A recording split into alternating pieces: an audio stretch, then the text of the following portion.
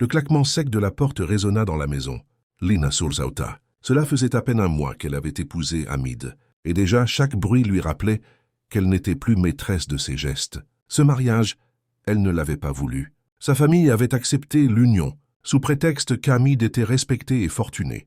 À 20 ans, Lina avait vu ses rêves d'études et de liberté s'éteindre dans une cérémonie où les applaudissements couvraient en ses larmes. Les premiers jours, Hamid s'était montré charmant, presque attentionné.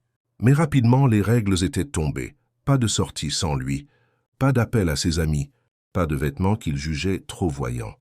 Chaque discussion se terminait par un « c'est pour ton bien », prononcé sur un ton qui ne laissait place à aucune objection.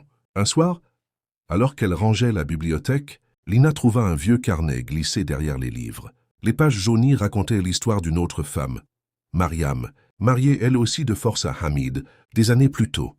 Les mots décrivaient la solitude, la peur, et un plan de fuite soigneusement préparé. Mais les dernières pages s'arrêtèrent brusquement. Comme si Mariam n'avait jamais pu mettre son plan à exécution. Ces lignes hantèrent Lina.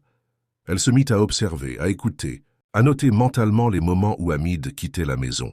Un jeudi, il annonça qu'il devait partir 2 jours pour affaires. Dès qu'il franchit le portail, Lina prit un petit sac déjà prêt, quelques vêtements, un peu d'argent qu'elle avait économisé en cachette, et le carnet de Mariam. Elle sortit par la porte arrière et marcha vite, le cœur battant. À l'arrêt de bus, une femme l'interpella. C'était Leïla, une voisine qu'Hamid ne supportait pas. « Je savais que ce jour viendrait », dit-elle en ouvrant la portière de sa voiture. « Monte ». Lina hésita une seconde, puis s'installa.